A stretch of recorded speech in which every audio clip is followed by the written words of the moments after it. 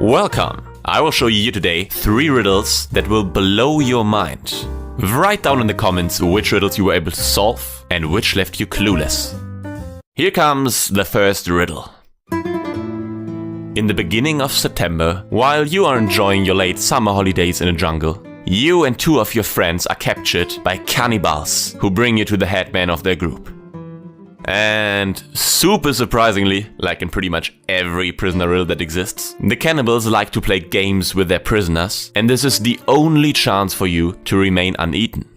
You and your friends are lined up, one after another. The first of your friends can see the backs of you and your other friend. Your other friend, who is standing in the middle, can only see your back. Unfortunately, you cannot see anyone. Now the cannibals show you 5 heads. 3 of them are white and 2 of the heads are black. When they force you to close your eyes, they place one of the heads on each man's head, and they also hide the 2 heads that are left over.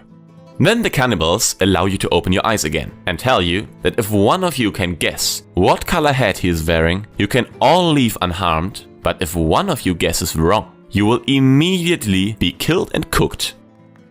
You know that your friends are very smart, and if there were an opportunity for them to know their head color, they would notice it. But your friend who is first in line says, "I can't tell what the color of my hat is."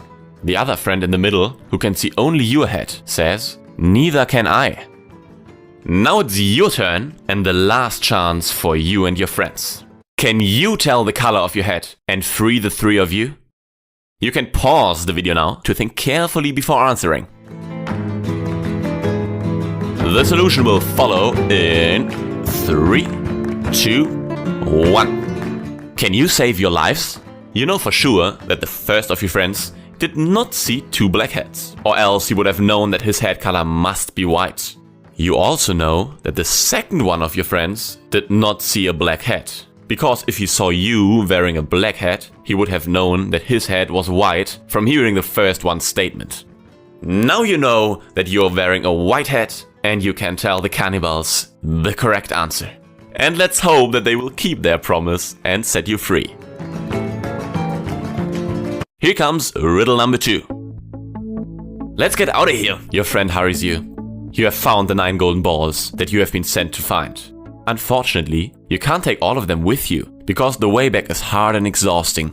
One of the balls is made of real gold, and the other ones are just fakes. And you know that the real one is slightly heavier than the others. Luckily, there is an ancient scale in the room, which can assist you in finding out which the real gold ball is.